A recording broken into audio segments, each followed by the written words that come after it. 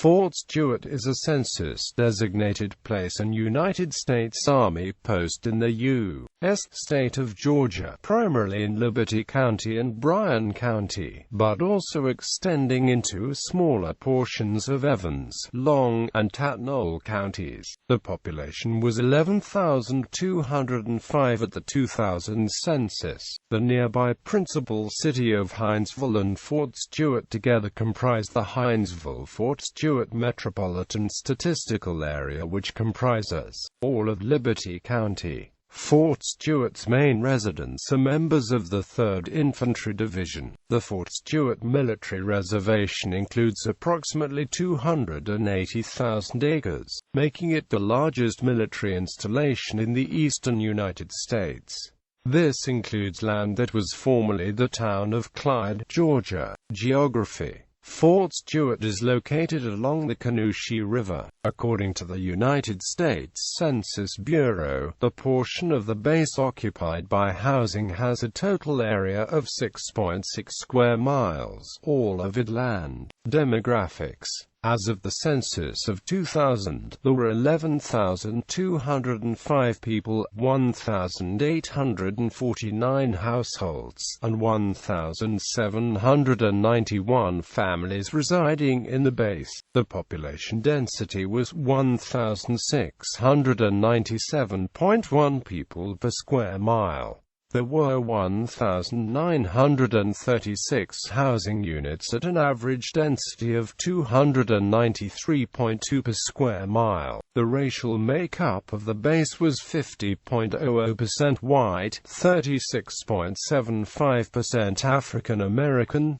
0.72% Native American, 1.91% Asian, 0.41% Pacific Islander, 6.75% from other races, and 3.45% from 2 or more races. Hispanic or Latino of any race were 12.12% of the population. There were 1,849 households, out of which 81.7% had children under the age of 18 living with them. 88.0% were married couples living together. 7.4% had a female householder with no husband present, and 3.1% were non-families. 2.9% of all households were made up of individuals, and 0.1% had someone living alone who was 65 years of age or older. The average household size was 3.65, and the average family size was 3.68. The age distribution is 27.3% under the age of 18, 39.9% from 18 to 24, 31.6% from 25 to 44, 1.1% from 45 to 64, and 0.1% who were 65 years of age or older. The median age was 22 years. For every 100 females there were 197.0 males. For every 100 females age 18 and over, there were 251.8 males. All these statistics are consistent with Fort Stewart's military status. The median income for a base household is $30,441, and the median income for a family was $29,507. Males had a median income of $18,514 versus $17,250 for females. The per capita income for the base was $11,594.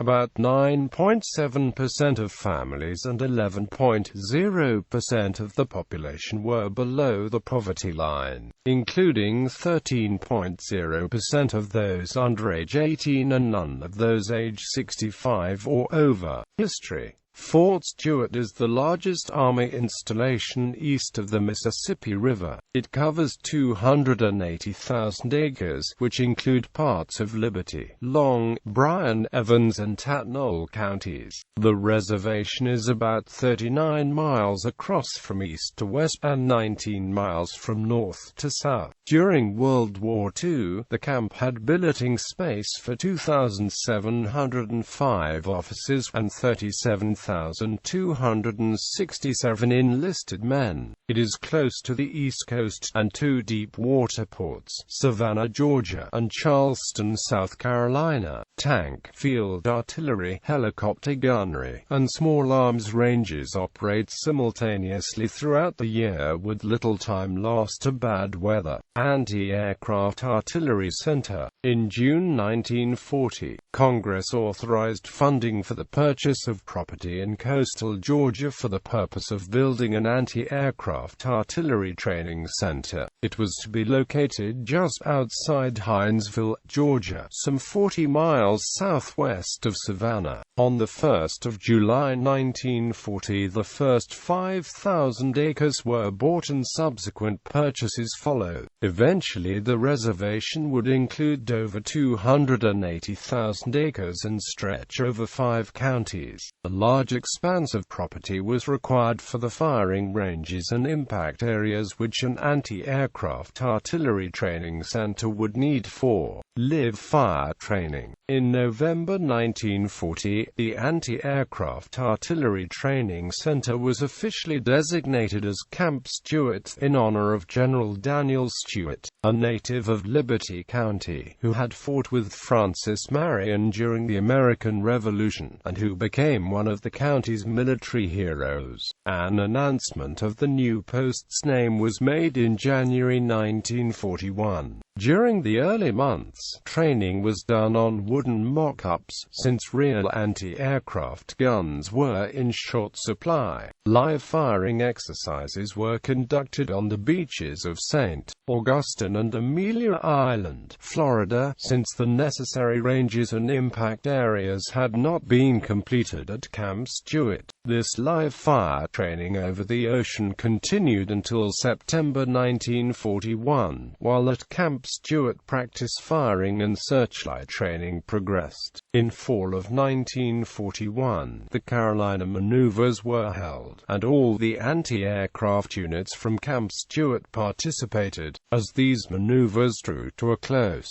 a feeling of restless anticipation pervaded the ranks of the National Guard soldiers who were looking toward their impending release from active duty after completion of the year of training. However, the Japanese attack on Pearl Harbor on December 7 ended these dreams.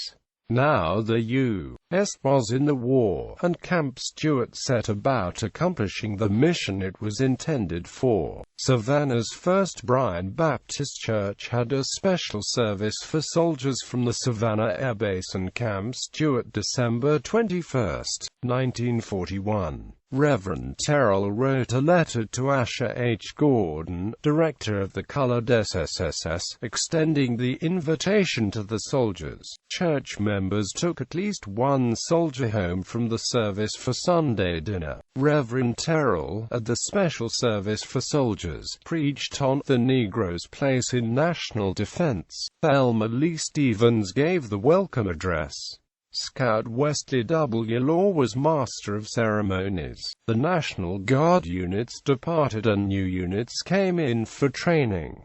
Facilities were expanded and improved. Anti-aircraft artillery training was upgraded, and soon a detachment of women Air Force service pilots arrived at the air facility on post Liberty Field to fly planes to tow targets for the live fire exercises. Eventually radio-controlled airplane targets came into use as a more effective and safer means of live fire practice. As the war progressed, Camp Stewart's training programs continued expanding to keep pace with the needs placed upon it. Units were shipped out promptly upon completion of the training, and new units received in the place. The camp provided well-trained soldiers for duty in the European, the Mediterranean, the North African, and the Pacific theaters. Power Camp. By late 1943, Camp Stewart assumed a new responsibility as one of many holding areas designated in this country for German and Italian prisoners of war, who had fallen into Allied hands during fighting in North Africa. These men were held in two separate power facilities on post, and they were used as a labor force for base operations, construction projects, and for area farming. Besides its initial purposes as an anti-aircraft artillery training center, Camp Stewart also served as a cooks and bakers school, and as a staging area for a number of Army postal units. By spring 1944, the camp was bulging at its seams as more than 55,000 soldiers occupied the facility during the build-up for the D-Day invasion. However, almost overnight, the post was virtually empty as these units shipped out for England. With the D-Day invasion and Allied control of the air over Europe, the need for anti-aircraft units diminished, and in response the anti-aircraft training at Camp Stewart was phased out. By January 1945 only the power camp was still functioning. Post-World War II, with the end of the war, Camp Stewart came to life briefly as a separation center for redeployed soldiers, but on the 30th of September 1945, the post was inactivated. Only 2 officers, 10 enlisted men, and 50 civilian employees maintained the facilities, and the Georgia National Guard only did training during summer months. It seemed as if Camp Stewart had served its purpose. Korean War. With the outbreak of hostilities in Korea in June 1950, the U.S. once again found itself with the need to update training and to prepare new soldiers to meet the crisis in Korea. Camp Stewart was reopened on the 9th of August 1950, its facilities repaired, and National Guard troops brought in for training. On the 28th of December 1950, Camp Stewart was redesignated as the 3rd Army Anti-Aircraft Artillery Training Center. Intensive training of soldiers destined for service in Korea began, since control of the air in Korea wasn't seriously challenged by the Communist forces. In late 1953, Camp Stewart's role changed from solely anti-aircraft training to include armor and tank firing as well. When the Korean War eventually cooled down, it was recognized that the U.S. would be required to maintain a ready and able military force to deal with any potential threat to itself and its allies. Camp Stewart would have a role to play in that mission. The decision was made that the post would no longer be viewed as a temporary installation. On the 21st of March 1956, it was redesignated as Fort Stewart. Its role would continue to evolve in response to specific needs and world events. In 1959, Fort Stewart was redesignated as an armor and artillery firing center, since its old anti-aircraft ranges and impact areas were better suited for this purpose in the new age of missiles. By 1961, there was a feeling that Fort Stewart may have served its usefulness, and there was movement afoot to deactivate the post again. However, the age of missiles brought with it new threats and a new mission for Fort Stewart. Cuban Missile Crisis.